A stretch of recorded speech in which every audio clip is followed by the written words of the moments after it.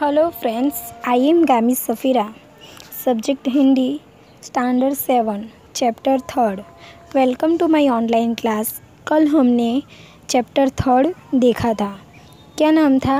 न्याय मंत्री। हमने उसमें देखा था कि सम्राट अशोक ने शिशुपाल को न्याय मंत्री की पदवी दी। उसके बाद वो शिशुपाल राज्य का अच्छा प्रबंध करने लगे और चारों ओर न्याय मंत्री के अच्छे प्रबंध और न्याय की प्रशंसा होने लगी। 1 महीने के बाद राज्य के एक पहरेदार की हत्या हो गई। खोज करने पर पता चला कि हत्या खुद सम्राट ने की थी। अब समस्या थी कि सम्राट को अपराधी कैसे बताया जाए। न्याय सम्राट और साधारण व्यक्ति दोनों के लिए एक समान है, ऐसी सोच किसकी थी? न्याय मंत्री की थी।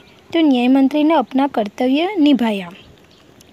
दरबार लगने पर सम्राट अशोक ने अपराधी के बारे में पूछा तो शिशुपाल ने सम्राट की ओर इशारा किया और अधिकारी को उन्हें गिरफ्तार करने के लिए कहा। सम्राट पहले तो क्रोधित हुए, फिर उन्होंने अपना अपराध स्वीकार कर लिया। यहाँ तक कल हमने ये चैप्टर देखा था। आज हम आगे का चैप्टर देखेंगे। तभी न्याय मंत्री का संकेत पाकर एक कर्मचारी सम्राट अशोक की सोने की मूर्ति लेकर उपस्थित हो गया। न्याय मंत्री ने खड़े होकर कहा, सज्जनों, यह सच है कि मैं न्याय मंत्री हूँ। यह भी सच है कि अपराधी को दंड मिलना चाहिए, परंतु अपराधी और कोई नहीं, स्वयं सम्राट है। शास्त्रों में राजा को ईश्वर का रूप माना गया है, इसलिए उसे ईश्वर ही दंड दे सकता है। अतएव मैं आज्ञा देता हूँ कि सम्राट को चेतावनी देकर छोड़ दिया जाए और उनके स्थान पर इस सोने की मूर्ति को फांसी पर लटका दिया जाए, जिससे लोगों को शिक्षा मिले। देखो, न्याय मंत्री कितने अच्छे थे कि उन्होंने क्या किया।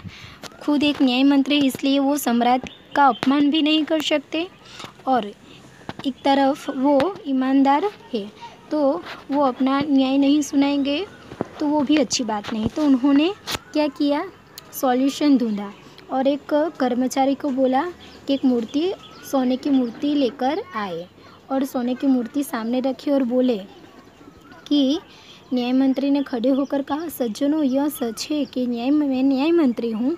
यह भी सच है कि अपराधी कौन है?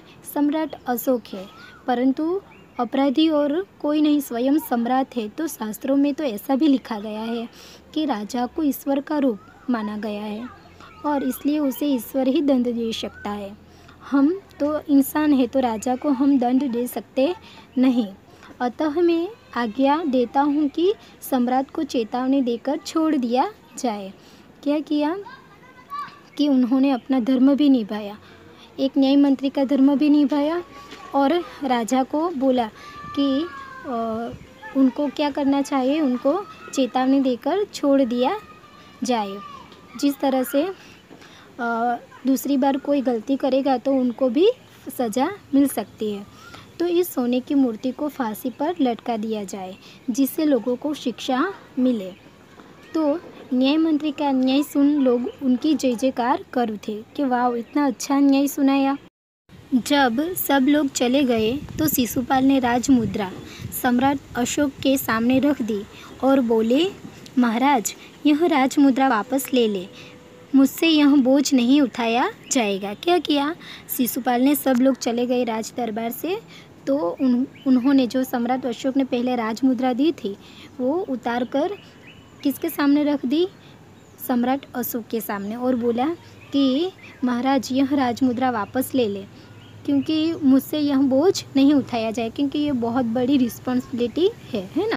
अशोक ने सम्मान भरी दृष्टि से उनकी ओर देखते हुए गदगद कंठ से कहा, आपने मेरी आंखें खोल दी है और आपका साहस प्रशंसनीय है कि राजा को भी जो इंसान क्या कर सकता है, सजा दे सकता है, वो किसी में भी भेद नहीं रखेगा। तो बहुत सम्मान के साथ सम्राट अशोक ने शिशुपाल को देखा और बोला कि आपने तो मेरी आंखें खोल दी कि कभी भी न्याय करने में क्या नहीं करना चाहिए, डिफरेंस नहीं रखना चाहिए, चाहे वो राजा हो या रंक हो।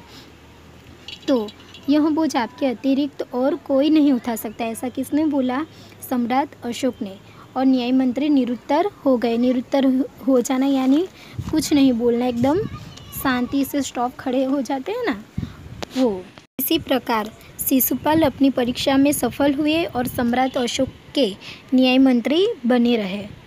तो ये जो लेसन है उसमें से हमें क्या सीख मिलती है कि हमें कभी भी किसी में भेदभाव नहीं करना चाहिए। जो कोई भी क्या करता है, गलती करता है, तो उसको दंड मिलना ही चाहिए, चाहे वो हमारा अपना हो या पराया हो। हम जब न्याय करते हैं तो हमारी दृष्टि में सब सेम होने चाहिए, ओके।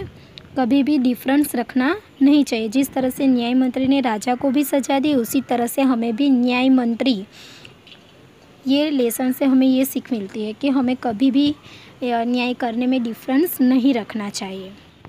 तो न्याय मंत्री की तरह का होमवर्क है, हिम्मतवान चैप्टर के लिखित ईमानदार बनना चाहिए। मौखिक क्वेश्चन आंसर आपको हिंदी की नोटबुक में लिखना है और लिखित और मौखिक क्वेश्चन के आंसर आपके व्हाट्सएप ग्रुप में मैं भेज दूँगी, okay. Thanks watching my video.